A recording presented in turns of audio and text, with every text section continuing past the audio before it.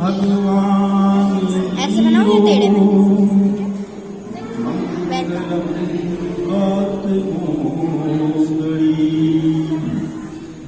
मंगलम कुंद कुंदात्यो जय धर्मोस्तु मंगलम।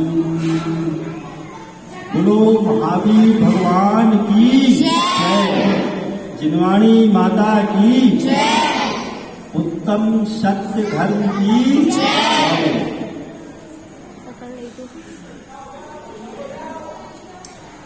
धर्मानुरागी बंधु बहनों, जैसा 10 लक्षण और आज कौन सा है, कौन सा धर्म है? उत्तम सत्य धर्म। तो सत्य किसे कहते हैं?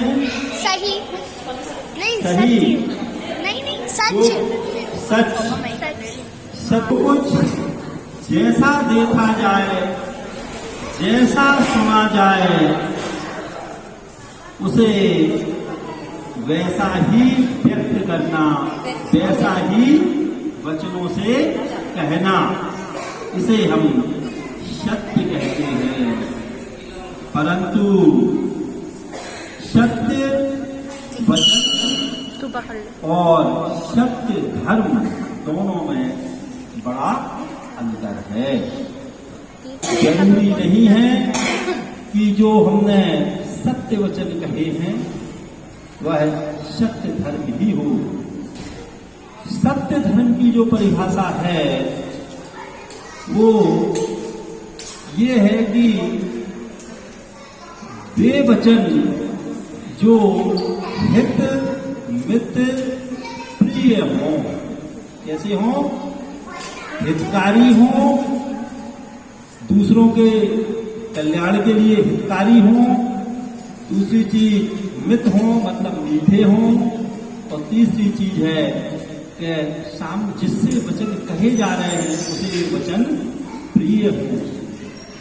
असत्य केवल झूठ बोलना नहीं है, असत्य में वे वचन भी शामिल हैं जो सत्य तो हैं परंतु दूसरे के लिए अहितकारी हैं।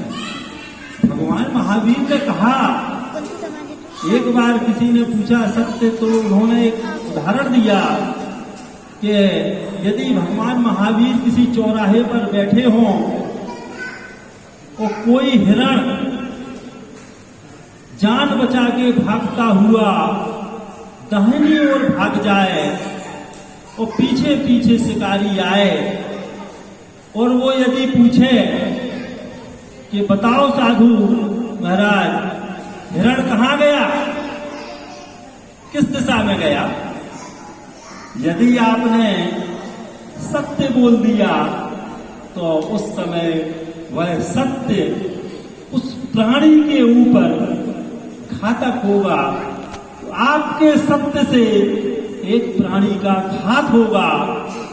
ऐसे समय में सत्य जो है वह असत्य के बराबर होगा।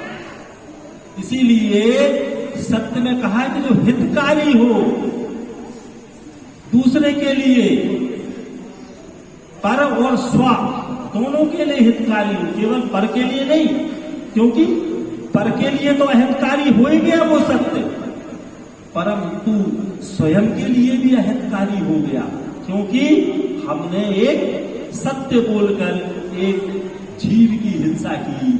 इसीलिए कहा गया है कि सत्य धर्म किसे कहा गया है कि वह जो हित मित प्रिय वचन हो। कैसे वचन हो? हितकारी हो, मीठे हो और सामने वाले को प्रिय हो। ऐसे वचनों को सत्य धर्म कहा गया है। और उत्तम सत्य धर्म, जब उत्तम इसमें एक विशेषण जुड़ जाता है तो उत्तम शब्द आता है जब सत्य जो आत्मा है, जो हमारी आत्मा है, वह अजर अमर है। क्या है आत्मा? जल अमर है। हाँ, और आत्मा और परमात्मा में बहुत अंतर नहीं है। केवल ये है कि हमारी आत्मा कर्मों के जो है से क्या है, मलिन है, जबकि यह आत्मा जब कर्मों से मुक्त हो जाती है तो यही आत्मा परमात्मा बन जाती है। और सबसे आश्चर्य की बात, बच्चों को शायद पता ना हो, हमारा जो जैन धर्म है, जैन कुल है, वह बहुत ही दुर्लभ है।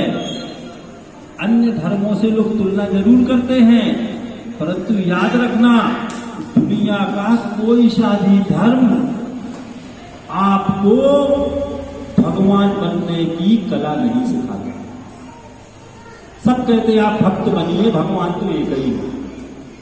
आप भक्त बनिए और उनकी गाथा गाते रहिए, परंतु जैन दर्शन दुनिया का एकमात्र दर्शन है जो यह कहता है कि आप भी भगवान बन सकते हैं। और कैसे बनेंगे? जैसे हमारे भगवान ने जिस मार्ग, मोक्ष मार्ग पर चलकर अपनी आत्मा को जो है कर्मों की निर्जरा के द्वारा परमात्मा बना लिया है, हम भी उसी तरह से परमात्मा बन सकते हैं। हम भी पूज्य हो सकते हैं, केवल हम पूजने के लिए नहीं है। और यहां तक कि जो हमारे भगवान हैं, तीर्थंकर हैं, वो तो चूंकि सर्वज्ञाता है, उन्हें भूत भविष्य वर्तमान का सर्वज्ञ है, सब दिखता है। परंतु वे किसी का हित नहीं करते, वो तो हाथ पर हाथ रखे बैठे हैं। वो कभी किसी का ना राग और द्वेष दोनों से वो मुक्त हो चुके हैं, जन्म जरा मृत्यु सबसे। तो वो तो केवल भगवान, जो हम मंदिर में आते हैं, तो जब हम भगवान की मूर्ति के दर्शन करते हैं तो वह एक दर्पण के समान है। कैसा है? जैसे हम सुबह से उठ के क्या करते हैं, सुबह से उठ के अपनी शकल कहाँ देखते? दर्पण में, आईने में, दर्पण में। क्यों देखते हैं? क्यों देखते हैं? कहीं कुछ चेहरे पे कुछ लगा तो नहीं है? हर बार देखते, 10 बार देखते और उसे हटा देते। जो दाग लगे हैं, जो धब्बे लगे हैं, कुछ चेहरे पे लगा है, प्रतिदिन दर्पण देखते हैं ताकि हम अपनी उस कमी को दूर कर सकें। और प्रतिदिन हम भगवान के दरवाजे पर क्यों आते हैं? मंदिर में भगवान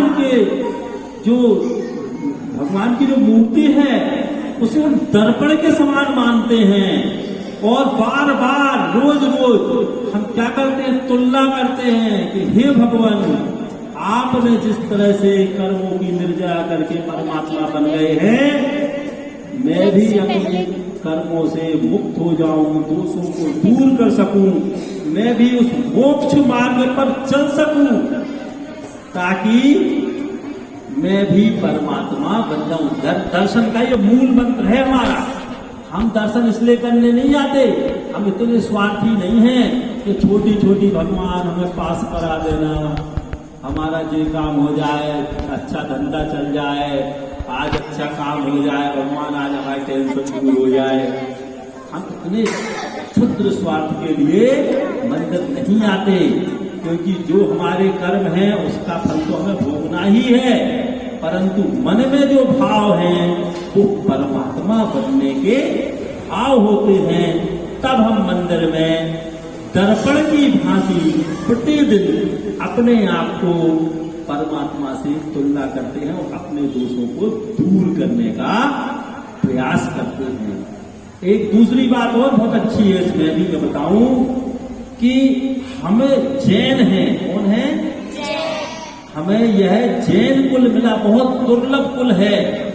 याद रखना, हिरण को जैसे मान लीजिए कोई कुल मिला तो वो शाकाहारी है। शेर की कुल में अगर कोई जन्म लेगा तो वो जन्म से कैसा होगा? मांसाहारी। उसमें उसके मांसाहार का उसे दोष नहीं लगेगा। क्योंकि वो तो मांसाहार कुल की परंपरा है उसकी। लेकिन पुण्य का आश्रय बहुत तेज होगा। भगवान महावीर जब अंतिम अवस्था में सिंह अवस्था में थे तो उन्होंने मांसाहार छोड़ दिया था, और उसके पश्चात वो जो है महावीर की अवस्था में जन्मे, क्योंकि ये बहुत बड़ा त्याग था। मांसाहारी जीव होते हुए भी उन्होंने मांसाहार का त्याग किया। तो दूसरे कुल में जिसने जन्म लिया, समझना, जिन्होंने मान लीजिए चाहे बाजार का खाना है, जिनके यहाँ अहिंसा और शाकाहार नहीं है, यदि वे अपने कुल की परंपरा छोड़ के शाकाहारी हो जाएंगे तो उन्हें तीव्र पुण्य का आश्रय होगा। परंतु यदि जैन कुल में जन्म लिया, तो जैन कुल में जन्म लेने के बाद भी अगर हम व्यसनों में फंस गए, यदि हम शराब पीने लगे, मांसाहार करने लगे, बाजार का खाने लगे, तो याद रखना महापाप करता है। क्यों? क्योंकि ये हमारे भगवान महावीर की परंपरा नहीं है, ये हमारे जैन कुल की परंपरा नहीं है। जिस परंपरा को हम तोड़ रहे हैं, अपने कुल की परंपरा को तोड़ रहे हैं, अपने कुल को कलंकित कर रहे हैं, उसका हमें बहुत बड़ा पाप होता है। इसीलिए अपने जैन कुल, दुर्लभ जैन धर्म को पहचानो। ये सबसे महत्वपूर्ण चीज है कि हम जैन हैं। कम से कम अपने नाम के आगे जब हम अपना सरनेम जैन लिखते हैं तो कम से कम जैन की 3 पहचान को, कम से कम 3 पहचान को रखो। क्या क्या है? पहला, देव दर्शन, भाई प्रतिदिन मंदिर आए, दर्शन करें। दूसरा, जो संभव ही नहीं हो पा रहा आजकल, रात्रि भोजन ना करें। और तीसरा, हम अपने कुल की परंपराएं ही तोड़ रहे हैं, और इसके आगे तो कहां कहां जा रहे हैं वो बात की बात है। लेकिन कम से कम 3 चीजों का तो ध्यान रखें। यह हमारे जैन कुल की परंपरा है। तो इसीलिए उत्तम शक्ति, जो अभी बात हो रही थी, इस पर मैंने थोड़ा जैन धर्म पे आ गया। उत्तम शक्ति में जो बात आती है कि यह जो आत्मा है, जब यह आत्मा विरागता के गुण को प्रदर्शित करते हुए जब हित और प्रिय वचन कहता है, जो और पर के कल्याण में कारक हो, तो फिर उसे हम उत्तम शक्ति धर्म कहते हैं। और उत्तम शक्ति धर्म में यदि आप याद मान के चलिए कि जो 10 लक्षण के 10 धर्म हैं, आप यदि किसी एक धर्म को पकड़ लेंगे तो अपने आप बाकी के सारे धर्म आ जाएंगे। और आप यदि एक धर्म को भी छोड़ देंगे तो ये 10 महत्वपूर्ण हैं। अब आती है बात कि हमारा शक्ति धर्म जो है कहाँ बाधित होता है। आदमी झूठ कब बोलता है, बताइए? कब झूठ बोलता है? झूठ बोलता है भय से। किससे? डर। आपने क्लास में आपको होमवर्क मिला, आपने नहीं किया और टीचर ने डर दिखाया, आपने झूठ बोल दिया कि किया तो है पर कॉपी भूल आएगा। क्यों? डर, भय की वजह से व्यक्ति सत्य धर्म छोड़ देता है। दूसरा होता है लोभ कसाय के वश व्यक्ति सत्य धर्म छोड़ देता है, असत्य बोलता है। क्रोध, जब गुस्सा आती है तो क्या होता है? दिल की धड़कन भी करती है और जुबान भी जल्दी चलती है। हमेशा गुस्से में आदमी बहुत जल्दी बोलता है। तो क्रोध, लोभ, भय, क्रोध, इसमें हमारे सत्य धर्म का ह्रास होता है। चौथा होता है अहंकार, जब गर्व आ जाता है, अहंकार आ जाता है, मैं का भाव आ जाता है। मैं इतना पैसे वाला, इसने ऐसी बात कह दी, मैं इतना सुंदर, इसने ऐसी बात कह दी, मैं इतना ज्ञानी, मैं इतना वैभवशाली, मैं इतना शक्तिशाली। अरे तो फिर अपने अहंकार को पुष्ट करने के लिए वह सामने वाले को असत्य वचन कहने लगता है। और एक स्थिति होती है जब वह व्यंग्यात्मक रूप से, इस रूप में, व्यंग्य रूप में सामने वाले को हंसी मजाक में उसकी आलोचना करता है, व्यंग्य कसता है, तो फिर सत्य धर्म का ह्रास होता है। तो सत्य धर्म का ह्रास रोकने के लिए हमें ध्यान रखना चाहिए। सबसे बढ़िया तरीका तो ये है बोल के बोल, मतलब बोलने से पहले मोल भाव कर लें, तोड़ लें उसे कि मैं जो कह रहा हूं, मैं जो कह रहा हूं उसका व्यापक प्रभाव क्या होगा, अंतिम प्रभाव क्या होगा। क्या मैं जो कह रहा हूं यह इसे अच्छा लगेगा, क्या इसके कर्णों को प्रिय है, क्या इसके हित के लिए अच्छा है। जब आप तौल मोल के बोलेंगे तो फिर आप सत्य की ओर अग्रसर होंगे, अन्यथा झूठ की ओर अग्रसर होंगे। और एक और प्रवृत्ति आज पाई जाती है बच्चों में, मैंने देखा है कि जरा सा उनके मन का काम नहीं हुआ, जरा सा मन का, तो फिर वो उल्टी सीधी बातें करने लगती हैं, गाली गलौज पे भी उतर आते हैं। अगर सामने वाला कमजोर है तो उसे गालियां देते हैं, और अगर शक्तिशाली तो खुद को गालियां देते हैं। कई बार मतलब ऐसा है, क्योंकि गुस्से का भी नियम है। गुस्से की जो गंगा है ना, ऊपर से नीचे की ओर बहती है। जो शक्तिशाली है वही नीचे वाले पे गुस्सा होता है, क्रोध करता है। नीचे वाला कभी ऊपर वाले पे क्रोध नहीं करता। अगर टीचर ने तुम्हें डांट दिया तो वो गुस्सा तुम पे होंगे, तुम में इतनी हिम्मत नहीं है कि टीचर को तुम गुस्सा हो जाओ। माँ बाप तुम पे गुस्सा होंगे।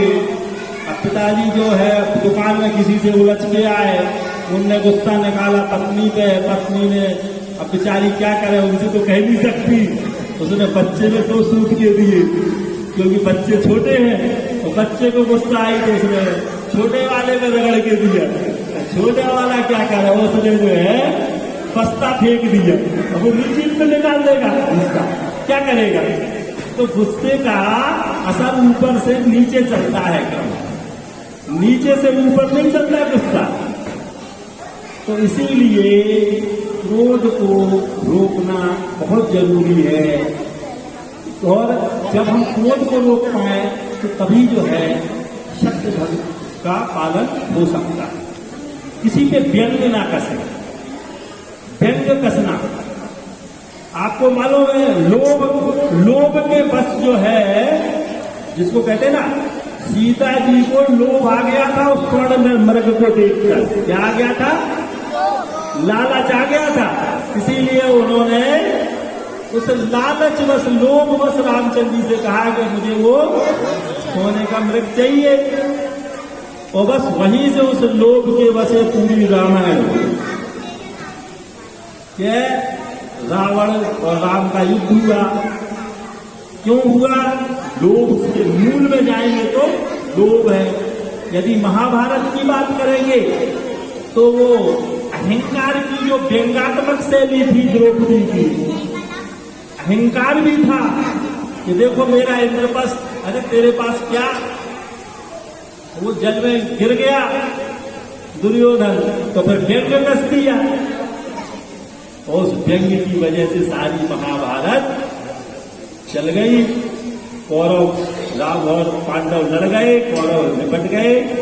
तो कहीं ना कहीं जब कोई बड़ी समस्या होती है तो मूल में अहंकार, लोभ, क्रोध, माया, मान, यही जो है छिपे रहते हैं। तो इनसे बचने के लिए हमें यदि सत्य धर्म का पालन, तो कहते अपने तो धर्म में कहा गया सत्यमेव जयते। क्या कहा गया? सत्यमेव जयते। सत्य की जीत होती है। अरे हजारों अश्वमेध यज्ञ की को अगर तराजू के एक पलड़े पर रखा जाए और एक पलड़े पर सत्य रखा जाए तो भी सत्य जो है वजनदार होता है। सत्य का मुकाबला नहीं किया जा सकता और सत्य कभी छिपता नहीं है। बोलने वाला जो झूठ होता वो भी जानता है कि मैंने सत्य को छिपाया है। और कई बार तो हम देखते हैं कि हमारे परिवार में बच्चों को झूठ की ट्रेनिंग माँ बाप ही दे देते। अगर पिताजी से कोई पैसा लेने आ जाए सुबह सुबह तो छोटे से बच्चे से कह देते क्या तो पापा नहीं है, झूठ की ट्रेनिंग शुरू। अब बच्चे कभी अगर बहुत छोटे हुए तो नादान हुए तो वो भी कह देते पापा कह रहे, कह दो पापा नहीं है। क्यों? क्योंकि भाई वो तो नहीं जानते झूठ हमें कैसे बोलना है। तो ये झूठ की ट्रेनिंग भी कहते हैं कि परिवार से समाज से चलती है, वो अपने अपने स्वार्थ के लिए होती है। तो हमें कोशिश करनी चाहिए कि वाणी का ध्यान जरूर रखें। याद रखें किसी गाड़ी में यदि एक्सीलेटर तो हो पर ब्रेक ना हो वो गाड़ी खतरनाक है। ब्रेक लेस व्हीकल बहुत खतरनाक है। ऐसे ही जुबान ज्यादा चलाते हैं उससे अच्छा है कि सोच समझ कर बोले और बोलने से पहले मुंह में ब्रेक लगाएं। हमारा ब्रेक कहाँ होना चाहिए? मुंह पर, कि हमें सोच समझ कर बोलना है। और कहा भी है आपको, आप लोगों ने पढ़ा होगा, ऐसी वाणी बोलिए मन का आपा खोए और को शीतल करें आप शीतल होए। ऐसा बोलो कि सामने वाला भी खुश हो जाए। सामने वाले को अगर आप 4 गालियां देंगे तो लौट के 8 देगा, कभी 2 नहीं देगा, 4 बढ़ा के देगा। तो बेहतर है इससे अच्छा व्यवहार करें, इससे अच्छा बोले। और हमारे यहाँ तो मेरी भावना में भी कहा गया है कि फैले प्रेम परस्पर जग में मोह नींद पर रहा करें। अप्रिय कटुक कठोर शब्द नहीं कोई मुख से कहा करे। कैसे वचन नहीं बोलना है? अप्रिय कटुक कठोर वचन नहीं कहें, अप्रिय वचन ना कहें जो दूसरे को अच्छे ना लगे। ऐसे वचन हमें नहीं बोलना चाहिए। अपनी जुबान पर ब्रेक लगाना चाहिए, सोच समझ के बोलना चाहिए। बोलने से पहले सोचें, बोलने के बाद सोचने का कोई मतलब नहीं। सोचें पहले, वचनों का चयन करें, शब्दों का, अच्छे शब्दों का चयन करें। अच्छे शब्दों को सोच समझ के बोले, आराम से बोले, जल्दबाजी ना करें। और यदि आपके लिए किसी के बोलने के लिए कोई शब्द नहीं है तो मौन रहे। मौन कहते हैं मौन बहुत ताकतवर होता है। झूठ को कहते हैं कि असत्य या झूठ जो है बहुत चिल्लाता है, बहुत हल्ला मचाता है, शोर मचाता है। परंतु सत्य मौन रहकर भी उन सब पर भारी पड़ जाता है। सत्य नहीं बोलता, मौन रह के भी वह असत्य पे भारी है। और विशेषकर हम ये चाहते हैं कि कई बार क्या होता है कि कभी कभी हमारे अंदर संयम और सहनशीलता होनी चाहिए। जितना संयम होगा उतनी सहनशीलता होगी। और जैसा हम चाहते हैं, याद रखना, हम दूसरे से जैसा व्यवहार चाहते हैं हमें उसके साथ वैसा ही व्यवहार करना चाहिए। आपने एक छोटी सी कहानी मुझे याद आ रही है, एक मुंशी प्रेमचंद की कहानी बूढ़ी काकी। बूढ़ी काकी में क्या होता है कि एक सासू माँ होती हैं और वो अपने बहू से थोड़ा सा, जब शादी होती ना तो सासू ताकतवर होती है और बहू थोड़ी सी नए नए घर में आती कमजोर होती है, तो सास थोड़ा अपनी सास की भी दिखाती है, तो बहू चुपचाप सह लेती है।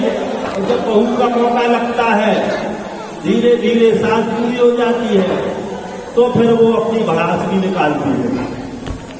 तो उसमें ऐसा है कि वो बूढ़ी सास होती है, तो उसकी भी सास की जो सास होती है बहुत बूढ़ी हो जाती है, तो वो उसे कुछ खाने पीने नहीं देती, एक कमरे में बंद कर देती है और एक कटोरा लेती है, उसमें रख के और दरवाजे के नीचे से सरका देती है, ये लोग खा लो।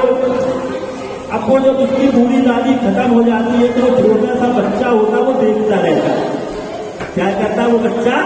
देखता रहता है। तो वो जब उसकी दादी खत्म हो जाती, तो वो जो होता है ना कटोरा, उसको वो छुपा के रख लेता है छोटा बच्चा।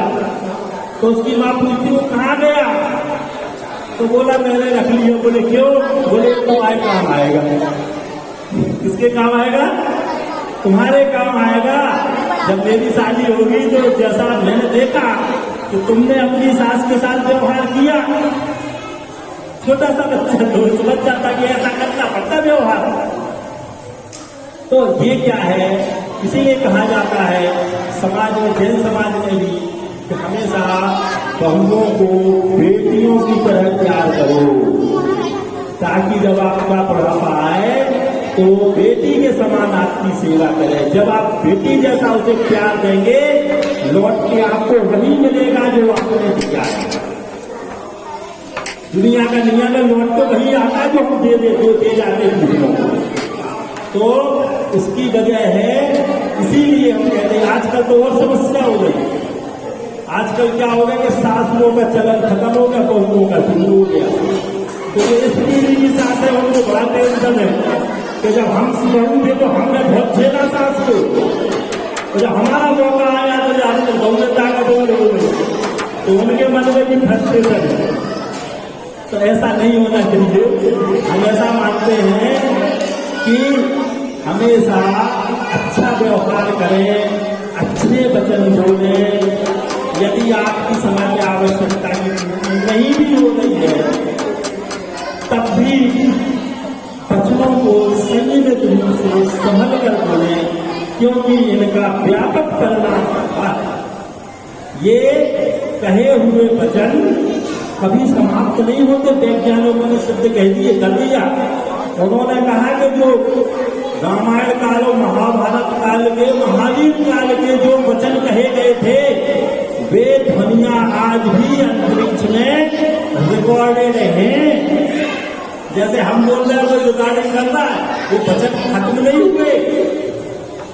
तो जो हमने वचन गलत भी कह दिए वो भी रिकॉर्ड है, कहीं नहीं जाएंगे वो, लौट के हमें सुनाई देंगे प्रतिध्वनि की तरह।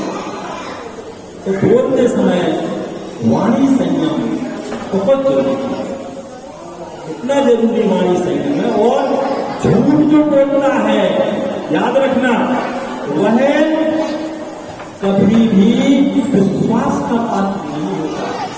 लोग उस पर अविश्वास करने लगते हैं, तो कभी उसे जरूरत भी पड़ जाए तो उसकी बातों को झूठ मानते हैं। एक छोटा सा, एक छोटी सी कहानी बच्चों को बताते, आपने सुनी होगी, भेड़िया आया, सुना है? हाँ, कैसी कहानी है? एक लकड़हारा रहता है, अपनी भेड़ बकरियों को चलाता रहता है खेत में। एक दिन उसका ऐसे ही मजाक में सोचता है, चलो आज देखते कोई हमें बचाने आता कि नहीं आता। तो वो चिल्लाता खूब से, भेड़िया आया, बचाओ बचाओ। गांव के सब लोग आ जाते हैं उसे बचाने के लिए, लाठी डंडा लेके आ जाते हैं कि भाई बताओ कहाँ है भेड़िया। तो वो कह देता, अरे हम तो ऐसे ही कह दिया, मजाक कर देखना चाह रहे थे कि आप लोग मदद करने आते कि नहीं आते। तो अब दूसरे लोगों ने भाई झूठ को हमें ऐसा लगा कि तो ऐसा झूठ बोलता है। ऐसे एक बार उसने और ट्राई किया, दूसरी बार एक बार उसने चिल्ला दिया भेड़िया आया भेड़िया आया। सब लोगों को लगा शायद अब सही में आ गया हो, चलो एक बार चले, और सब लोग आ गए। दूसरी बार फिर भी उसको वो भेड़िया नहीं आया, तो अब उसकी बात की वजनदारी कम हो गई और वास्तव में कुछ देर बाद सही में भेड़िया आ गया।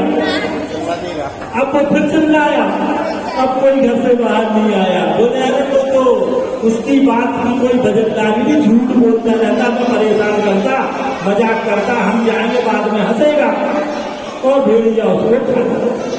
तो हमारा मतलब ये है कि यदि हम अपनी बात की विश्वसनीयता कायम नहीं रखते हैं तो परिवार में, समाज में हमारी बातों की वजनदारी कम हो जाती है। हम बहुत हल्की फुल्की बातें कर लेते हैं। मंदिर में भी आके पता नहीं कितनी निरर्थक बातें कर लेते, अहंकार, बस केवल अपने अहंकार की पुष्टि के लिए, अपने अहम को पुष्ट करने के लिए तमाम प्रकार की बातें करते। कभी कभी हम सही बातें नहीं करते तो भी लोग कहते हैं अरे हम जानते क्यों कह रहे हैं, अरे हमें ऐसे तो हमने 50 बार इनके झूठ पकड़े। तो हमारा मतलब ये है कि सच कहना सीखो। अनर्गल वार्तालाप से अच्छा है गंभीरता पूर्वक बातें कही जाए, जो जरूरी बातें हों उन्हीं बातों को कहा जाए। क्योंकि ये मंदिर देवालय है, ये कोई सभागृह नहीं है कि यहाँ पर बहुएं सासों की शिकायतें और रोना रोए तो सासें अपनी बहुओं का रोना। तो रोना रोने के लिए अगर इस तरह की बात तो मंदिर के बाहर करें, कम से कम मंदिर की पवित्रता, देवालय की पवित्रता को और अपने वचन की, अपनी जुबान की कीमत को कायम रखें, उसे विश्वसनीय बनाए रखें ताकि लोग आप पे विश्वास करें। और एक बहुत अच्छी चीज है कि विश्वास, उत्तम सत्य में एक बहुत अच्छी बात है कि विश्वासघात नहीं करना चाहिए, कि किसी को विश्वास में लेके विश्वासघात यदि आप करेंगे तो ये आपके लिए जो है बहुत हानिकारक होता है। तो विश्वासघात नहीं करना चाहिए। इसमें अपनी दशलक्षण पर्व पूजा में भी आता है, मुझे याद नहीं है।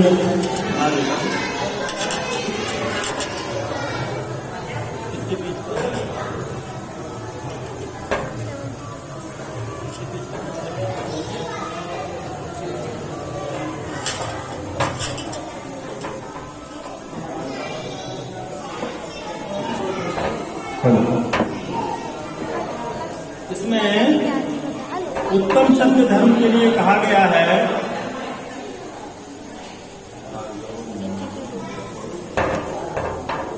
कठिन वचन मत बोल, पर निंदा झूठ तज।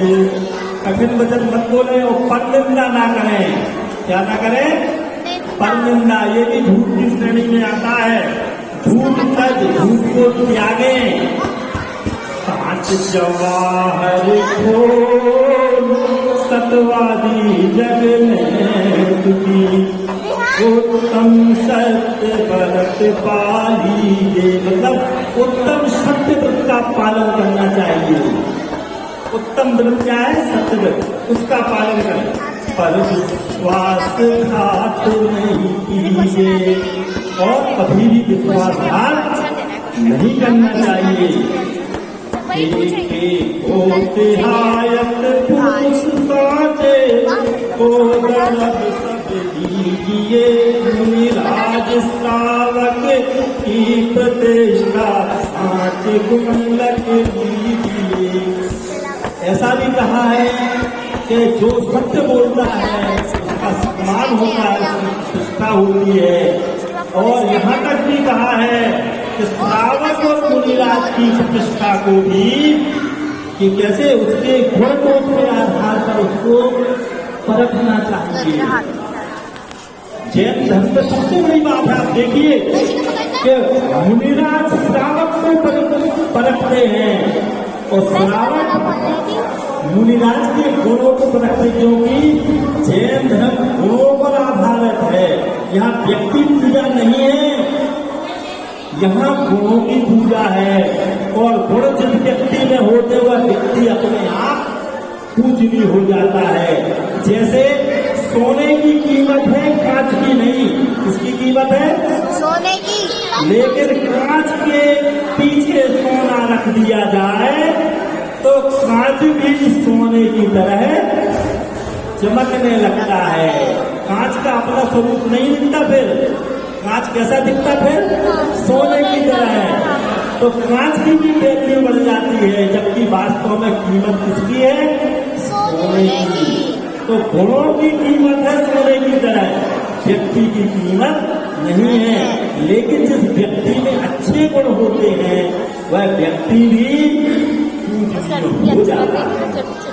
फिर एक और इसमें है, सिंहासन बैठे बसूर धर्म का भूपति भया, सच झूठ से नरक पहुंचा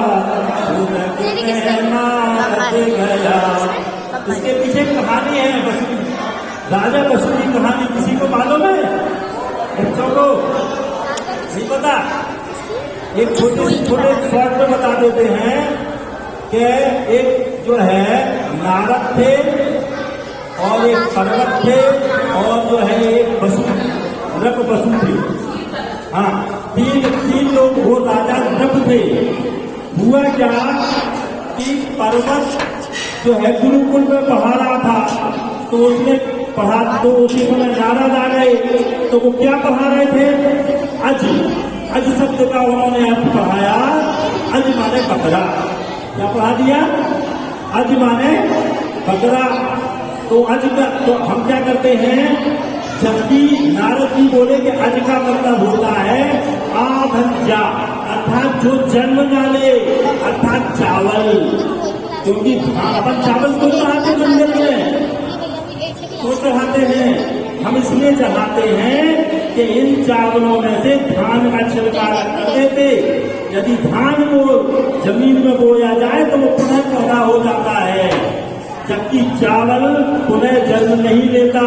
तो हमारी भावना होती है मंदिर में आके, हे भगवान हमें इस जन्म मरण से बचाइए, हमारा ऐसी हमारी गति हो कि हम जन्म मरण के चक्कर से छूट जाए और परमात्मा बन जाए।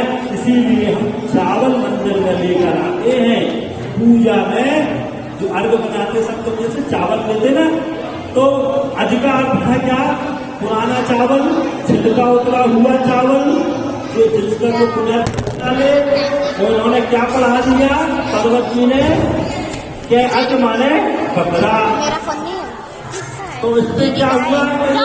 असत्य वचन बोल दिया। क्या बोल दिया? असत्य वचन। तो नारद जी और पार्वती जी के बीच में विवाद हो गया। तो दोनों बोले कि चलो हम राजा बसु के पास चलते, वो फैसला करेंगे। किसके पास चलते हैं? राजा बसु के पास, नृप बसु। तो जो पर्वत की माँ थी, वो पर्वत की जो माँ थी वो राजा बसु की भी गुरु माँ थी। तो पर्वत ने कहा कि मैं हार जाऊंगा। तो पर्वत ने अपनी माँ को समझाया कि माँ आप जो है ऐसा करो कि राजा बसु से मिलाओ और उनसे, क्योंकि आप उनकी गुरु माँ हो, उनसे वचन ले लेना ताकि वो मेरे पक्ष में फैसला करें झूठ के लिए। और राजा की माँ जो है, वो पर्वत की जो माँ थी, वो राजा बसु के दरबार में पहले से पहुंच गई और उन्होंने कहा कि मुझे पहले वचन दो। जब पहले उसने वचन ले लिया और फिर उसने कहा कि पर्वत और नारद के बीच में कोई विवाद है, आप मेरे बच्चे पर्वत का पक्ष लेना। इसके बाद वो पर्वत और नारद आगे विवाद करते हुए। तो बसु ने क्या कहा? बसु ने जब सुना कि अज माने, तो बसु जानते थे अज माने तो चावल होते हैं, परंतु इसके बाद वो वचन दे चुके थे कि इसीलिए उन्होंने पर्वत का पक्ष लिया और उन्होंने झूठ बोल दिया कि आज मैंने बकरा हो गया है। इस झूठ के कारण दुनिया भर के धर्मों में अहिंसा की जगह हिंसा का सूत्रपात हो गया। बकरे जो है बलि में चढ़ाए जाने लगे, हिंसा हुई। कितने जीवों की हिंसा उस समय से चली आ रही है। तो इस झूठ के कारण राजा पशु का सिंहासन जमीन के अंदर धस गया और राजा पशु 7वें नरक में पहुंचे, खत्म हो गए। इसीलिए ये पूजन में आता है कि ऊंचे सिंहासन बैठ पशु बैठ, ऊंचे सिंहासन पर बैठे थे। और क्या किया उन्होंने? धर्म का भूपति भया। धर्म वाले राजा कहलाते थे। उनका नाम था कि ये जो है बहुत धार्मिक राजा है, सही न्याय करते। परंतु अपनी जुबान देने के कारण उन्होंने झूठ बोला, जिसके कारण वह 7वें नरक में पहुंचे और नारद स्वर्ग पहुंचे। ये इसके पीछे कहानी। तो इस प्रकार से हमें उत्तम सत्यव्रत के लिए प्रतिज्ञा लेनी चाहिए, कोशिश करनी चाहिए कि कम से कम जो है झूठ ना बोले, किसी को प्रताड़ित ना करें, अपने अहंकार की पुष्टि के लिए कठोर कटुक वचन ना कहें, निंदा ना करें और विश्वासघात ना करें और उत्तम सत्य व्रत का पालन करें। ओम नमः शिवाय।